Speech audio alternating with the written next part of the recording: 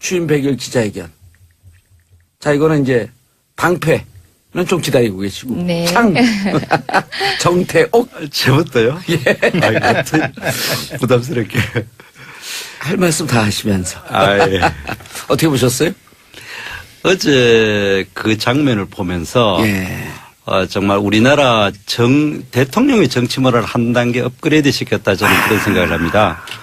대통령이 사전에 각본 없이 그렇게 이야기할 수 있는 거, 그건 형식에서는 분명히 이제 정치 문화를 업그레이드 시켰다 그렇게 생각을 하지만은 그 내용에서는 뭐 우리 자유한국당 입장에서는 쇼통이라고 생각하고 저도 그래 생각하는데 저는 그와 관계없이 100일인데 예. 저는 요즘 정부 여당의 고위 당국자 기자회견 한다고 겁이 나요. 이 정부는 뭐 기자회견 한 번 하면은 기본적으로 30조 원씩을 퍼부어대요. 지난 일주일 동안에 발표된 것만으로도 3번의 기자회견 동안 80조 원을 퍼붓지 않습니까? 그것도 의료보험물가 31조, 그다음에 아동수당이나 노인복지수당 32조, 그다음 기초생활수급자 10조 뭐 이런 식으로 이 겁도 없어요 보면은 이게 5년 동안 쓰는 게 이렇게 80조면은 그것이 장기 계속적으로 그거는 중단되는 게 아니니까. 예. 그러면 1000조 이상을 일주일 만에 퍼봐요. 100일 동안에 발표한 게 기본적으로 이틀 내지 3일마다 한 건씩 할 때 기본적으로 10조 이상짜리 이하짜리가 거의 없을 정도로 그래 되기 때문에 저는 소통을 너무 잘해가 이 정부가 문제다.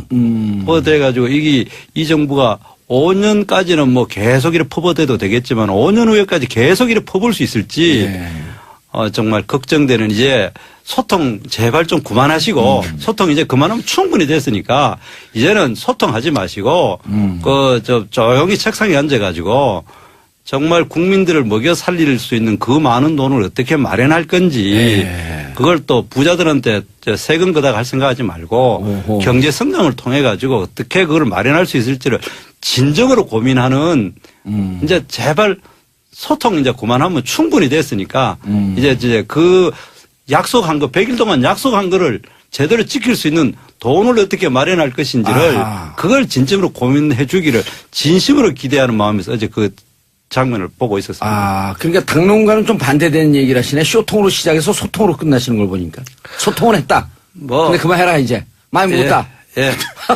이제 좀 그거는 뭐 우리가 그 내용에서 이제 쇼통이라 하는 거는 내용에 있어 가지고는 진짜 없었다.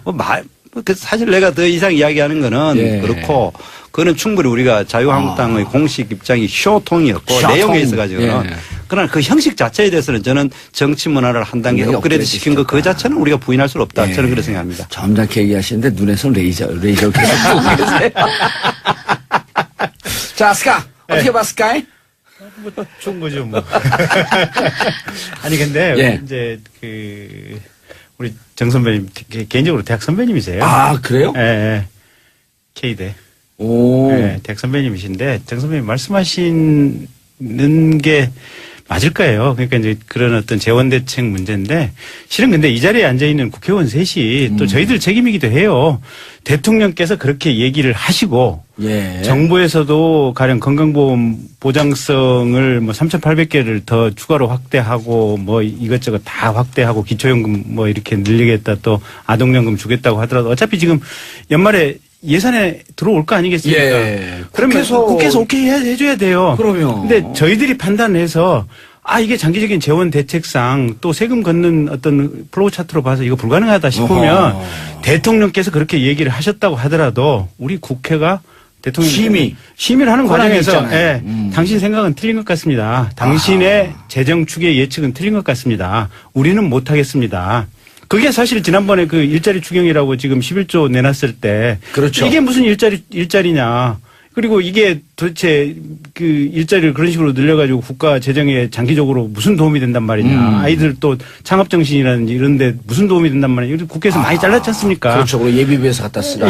그래서 사실은 그 부분은 우리가 정확하게 우리 국회의원의 권한으로서 통제를 하면 되고. 이제 국회의원 권한이 세네요. 그래서 대통령도 국민이 뽑았지만 예. 국회의원도 국민이 뽑은 겁니다. 그래서 그런 역할을 하기 위해서 대통령께서 하시고자 하는 그 역할이 예. 큰 틀에서 대한민국의 미래와 전체적인 어떤 이 대한민국의 체력으로 감당할 수 있느냐. 예. 그걸 판단하라고 국민이 알겠습니다. 뽑아주신 거 아니겠습니까? 예. 근데 그거 말고 이제 본론을 조금 말씀드리면. 이제 본론이에요. 넘어가십시오. 아니, 근데 전당대회는 잘 준비되고 있죠? 잘하고 있죠. 예. 알겠습니다. 본론 얘기를 좀 들어야죠. 아니, 이재정 의원님 얘기 듣고. 듣고. 어머, 3대1이야. 제 입장에서 3대1이네. 네. 3대1이에요. 네. 저는 중립. 2대1. 자, 말씀하시죠. 예, 쇼통이라 말씀하시는데요. 각본이 없다는 얘기는 바로 소통을 했다는 뜻입니다. 우리 청와대 출입 기자님들 질문하는 방법을 잊고 계셨던, 지난 기자회견들 보셨죠? 이제 비로소 기자로서 어떻게 질문을 하는지를 알아가고 계십니다. 정말 각본 없이 외교, 경제, 안보, 국방 어느 분야 할 것 없이 대통령 스스로 브리핑 완벽하게 해내셨다고 보거든요. 그게 진짜 쇼통인지 소통인지는 국민 지지율이 말해주고 있다고 생각하십니다.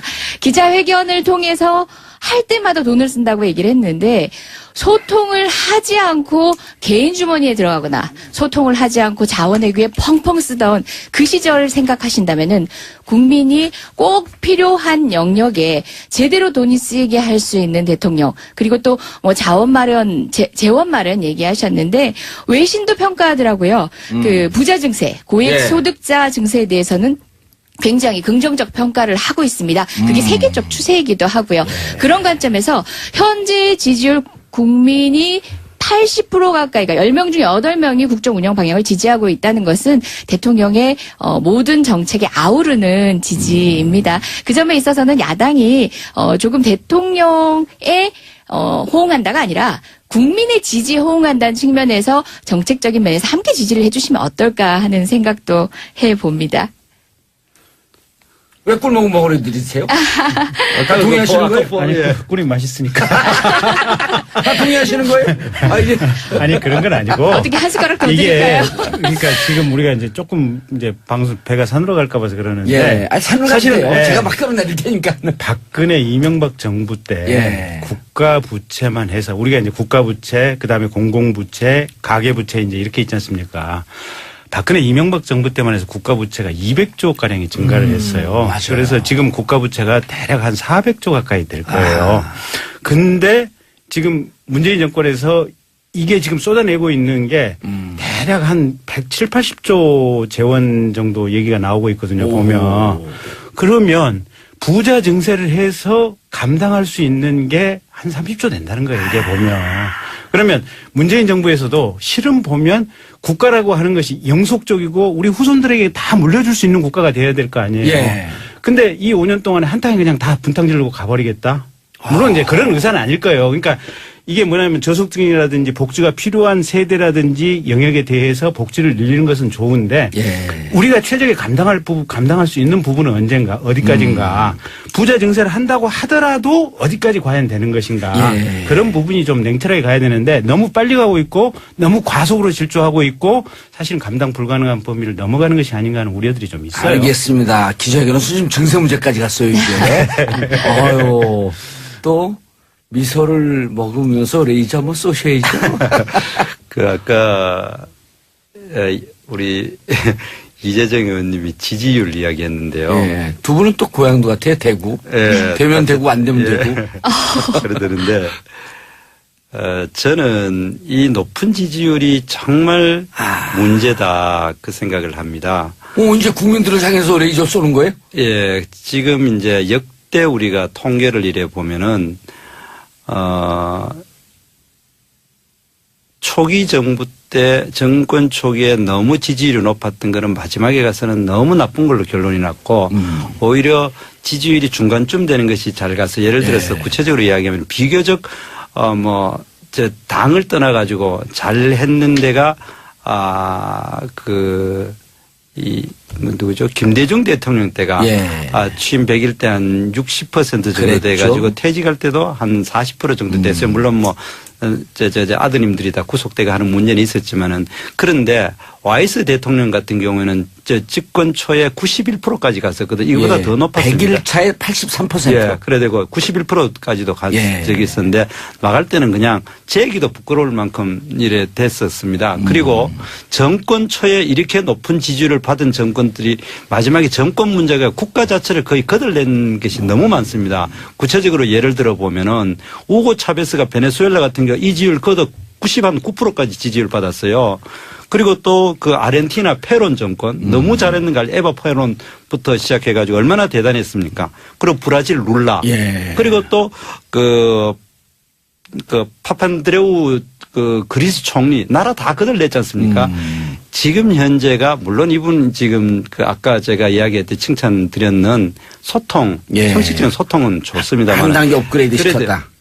그런데 이렇게 많은 돈을 이렇게 퍼부어 가지고 유지되는 지지율이 장기 계속 가능하냐? 절대 불가능합니다. 그거는 여기 어디 무슨 도깨비 방망이도 아닌 상황에서 결국에는 어딘가는 딴 데서 돈이 나와야 되고 경제 성장률을 깎아먹게 되는 거고 그다음 정부에서 부담이 되고 그래서 제가 이야기 드리는 것은 5년 정부까지는 괜찮을지 몰라도 그러나 우리 장기 지속 가능한 재정이 될 수도 없고 그리고 또 아까 그 뭡니까 이재정 의원님이 뭐 어떻게 이야기했는데 실제로 이제 재정 부담에 있어 가지고도 현재 복지 체제를 가만 놔두면은 노령화 때문에 우리 그 2030년 되면은 예. 국가 재정의 규모가 현재 지금 우리나라의 그 세금 부담률이 한 18%인지 19% 되는데 지금 현재 복지 제도만 그대로 둬도 그게 이게 23%까지 올라가야 됩니다. OECD 평균보다 높아지는 겁니다. 예. 지금 현재 복지 제도. 그런데 이렇게 일주일에 그 기자회견 한 번 할 때마다 30조씩 퍼부어대기 시작하면은 절대 알겠습니다. 우리가 이것이 장기적으로 지속 가능한 것이 아니다. 알겠습니다. 그래서 기자회견에서 이제 저기 이 지지율이 아르헨티나, 브라질, 예. 베네수엘라, 베네수엘라까지 그리스 갔다가 이제 다시 서울로 와야 돼요. 그래서 예. 우리 예를 들면은 와이스 정부 때 같이 이렇게 알겠습니다. 지지율 높은 정부는 이상적으로 비이성적으로 지지율 높은 거는 그다음에는 반드시 그냥 지지율이 떨어지는 것으로 끝나면 괜찮은데 나라를 대부분 다 거들냈다. 자, 자연스럽게 지지율로 갔는데 지지율이 네. 계속 고공행진이에요? 저는 되게 형식적으로 지금 분초를 제고했는데요. 그러면 두 분 합쳐서 공격 포인트 쓰셨으니까 제가 한 7분 30초 쓰면 될 것 같은데요. 안 됩니다. 안 됩니다. 그건 내만, 그건 말만. 끝날 때까지 계속 하셔요. 양보해드리겠습니다. 지지율 얘기하셨는데 사실 80% 가까운 지지율이 저희도 부담스럽습니다. 아하. 그리고 이것이 과연 옳은가 아닌가에 대한 논의도 너무 이렇게 교조적으로 흐를 필요는 없습니다. 이 의미를 되새겨볼 필요가 있습니다. 저는 정권 초기에는 허니문 기간이 있고 많은 국민들이 성원을 보내주시지만 이렇게 고공행진의 지지율은 무슨 의미가 있느냐. 문재인 대통령에 있어서 고공행진 지지율은 당초 국민들에게 선거 기간 동안 밝혔던 적폐청산과 아하. 개혁의 의지를 반드시 관철시켜라. 우리가 밀어줄게 하는 그런 국민적 의지가 담겨 있는 거라고 봅니다. 물론 지금 재원대책에 대한 고민들을 하고 계시고 이것은 야당으로서도 그리고 여당 의원으로서도 반드시 필요하고 책임지는 자세입니다.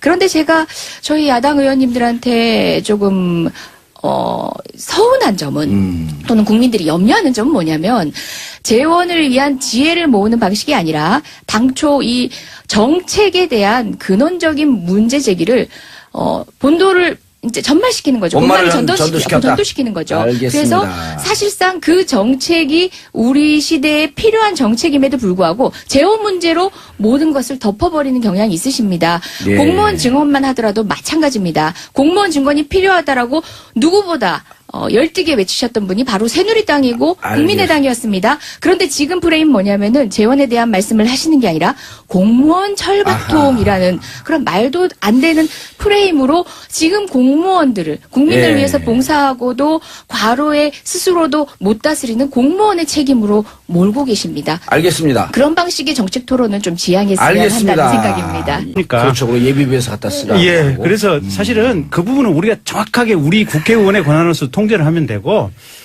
이제 국회의원 권한이 세네요. 그래서 대통령도 국민이 뽑았지만 예. 국회의원도 국민이 뽑은 겁니다. 그래서 그런 역할을 하기 위해서 대통령께서 하시고자 하는 그 역할이 예. 큰 틀에서 대한민국의 미래와 전체적인 어떤 이 대한민국의 체력으로 감당할 수 있느냐. 예. 그걸 판단하라고 국민이 알겠습니다. 뽑아주신 거 아니겠습니까? 예. 근데 그거 말고 이제 본론을 조금 말씀드리면. 이제 본론이에요. 넘어가십시오.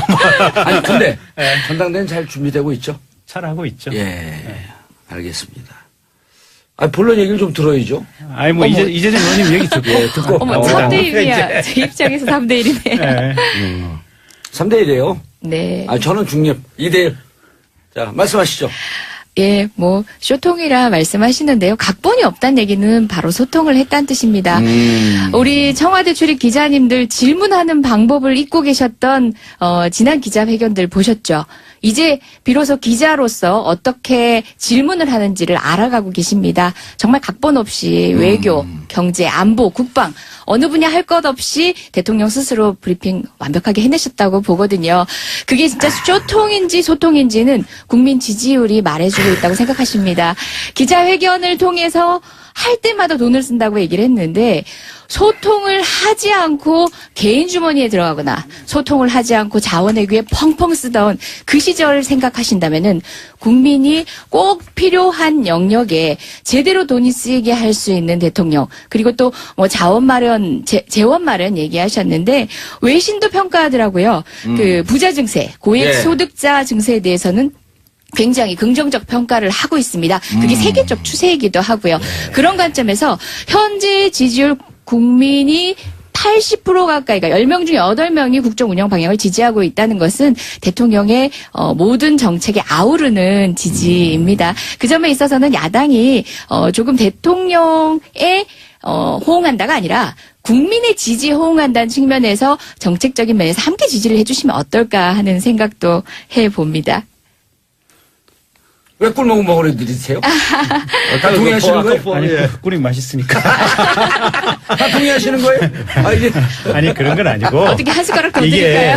그러니까 지금 우리가 이제 조금 이제 방송, 배가 산으로 갈까 봐서 그러는데. 예. 아니, 산으로 가시네요. 제가 막 끌어내릴 테니까. 박근혜, 이명박 정부 때. 국가 부채만 해서 우리가 이제 국가 부채, 그 다음에 공공부채, 가계부채 이제 이렇게 있지 않습니까?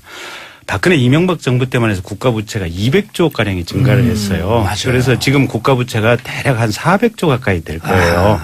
근데 지금 문재인 정권에서 이게 지금 쏟아내고 있는 게 대략 한 170, 80조 재원 정도 얘기가 나오고 있거든요. 보면.